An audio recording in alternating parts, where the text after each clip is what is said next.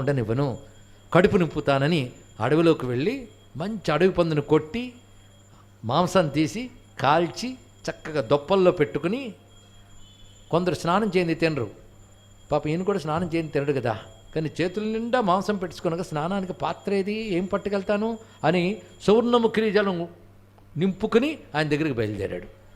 ఆ వెళుతున్న చిత్రం చూడాలండి. విల్లొక చంక అంపపొది వీపున దొప్పలు కేలుదోయి పుక్కిళ్ళ పవిత్ర కంచనముఖీ జల మొప్పగ తెచ్చి భక్తి రంజిల్ల తదంబుమజ్జనము సేయుచు దొప్పల నంజుడు అద్రిరాజల్లుని ఆరగించుమన ఆ ప్రభుడు ఊరకుండినన్. వస్తున్న దృశ్యం ఎలా ఉందంటే, విల్లొక చంక అంపపొది వీపున దొప్పలు కేలిదోయి పుక్కిళ్ళ పవిత్ర కాంచనముఖీ జలము ఇలా తెచ్చుకొచ్చి ఆ చెప్పుకాలు పట్టుకొచ్చి ఆయన మీద ఉన్నటువంటి పత్రాలు పళ్ళు అని పక్కకు తోసేసి పువ్వులు క్రొవ్వవో మాడంగాలెనో పద్యం అండి ఇలా రాశాడు. కాలవ క్రొవ్వవ మాడంగాలెనో చవిగావో కమ్మగావో నీకున్ అలవడవో.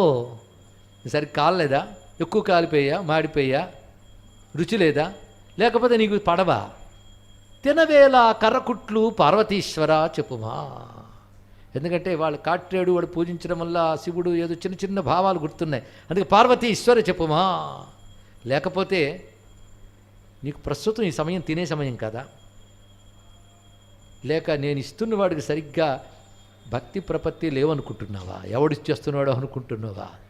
తినవయ్యా స్వామి, ఎందుకు తినవో చెప్పవయ్యా, కనీసం నువ్వు తినకపోతే నేను తినను, అంతేకాదు నా ప్రాణాలు నీకోసం వదిలేస్తానని చెప్పి ఆ దొప్పలు కింద పెట్టేసి నెత్తి కొట్టుకుంటూ ఏడవడం మొదలెట్టాడు. అలా అంత కఠినుడైన కిరాతకుడైన వాడికి మనసు కరిగి ఏడుస్తూ ఉంటే పరమేశ్వరుడు ఆగలేక శివలింగం నుంచి బయటకు వచ్చి తెవయ్యా తింటానన్నట్టండి. ఇక్కడ ఎంత ప్రేమండి. అందుకే భక్తి కలిగిన వాడిస్తే పుచ్చుకుంటాను, వాడితో మాట్లాడతాను, వాడిచ్చింది తింటాను స్వామి చెప్పాడు. ఏ తిండి అక్కర్లేని వాడు తింటున్నట్టు ఇక్కడ. ఎందుకు, వాడు పెడుతున్నాడు కనుక. పైగా కళ్ళు రెండు తుడుచుకుని చేతికి ఇవ్వడం మొదలుపెట్టాడు. ఆయన మొక్క ఇవ్వడం తినడం, తింటూ అలా తినేయడం కాకుండా, అబ్బా చాలా బాగుందే, చక్కగా కాల్చావు, బాగా తెలుసు నీకు ఎలా కాల్చాలో, ఇలా మెచ్చుకుంటూ తింటున్నాడండి ఇక్కడ. ఇంకా మురిసిపోయాడు ఈయన. ఇంకా ప్రతిరోజు ఇదే పని, ఈయన తేవడం ఆయన తినడం. ఈయన తెచ్చి వెళ్ళి పెట్టేసి మళ్ళీ బయటకు వెళ్ళిపోగానే నిత్యం పూజించుకుని పూజారు వచ్చేవాడు ఆయన.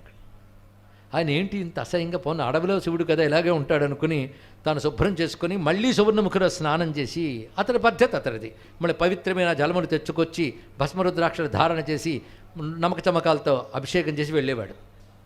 మళ్ళీ పొద్దున్న ఈయన రావడం ఇదే పని, మళ్ళీ ఎముకలు ఇవన్నీ. ఇతనికి బాధ కలుగుతుంది రోజు. ఎంతకన్నా ఒకరోజు ఆపుకోలేక ఈయన అడిగాడు. ఈయన అంత భక్తుడే, తెలుసుకోండి ఇక్కడ. ఆ భక్తితో, ఏమిటి స్వామి, వచ్చేటప్పటికల్లా ఇక్కడ ఎముక ముక్కలు కనబడుతున్నాయి, పైగా లింగానికి చారికలు కనబడుతున్నాయి, అంటే అది నెంగిల్ నీరు పోసాడు కదా, ఈ చారికలు కనబడుతున్నాయి. ఇవన్నీ శుభ్రం చేసి అవి ముట్టుకున్న చేత్తో ఏం పూజ చేస్తాను, మళ్ళీ తలస్నానం చేసి నేను శుద్ధుణ్ణి మళ్ళీ నీకు చేస్తున్నాను. ఈ కసుమాలము దేవడి చేయన్ నీ మేనంటగా వెరపయ్యడు అంటాడు ఇక్కడ. ఇది కూడా తెలుగేనండి. ఈ కసుమాలము అంటే ఈ కష్మలాన్నంతటిని అంటెడు దేవుడి చెయ్యి, ఆ మాట అన్న కూడా కసుమాలము దేవుడు, ఈ పదాలు ఇప్పుడు మనం వాడట్లేదు, దేవడం.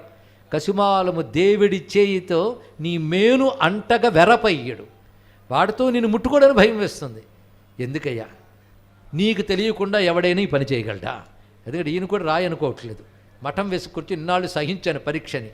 ఎవడు చేస్తున్నాడు నాకు చెప్పు. ఇవాళ నువ్వు వాడెవడో చెప్పకపోతే ప్రాణంబుల్ విడుతు నీకై కూడుగ్గబట్టి నీలగ్రీవా, నీకై కూడుగ్గబట్టి నీలగ్రీవా అన్నాడు ఇక్కడ.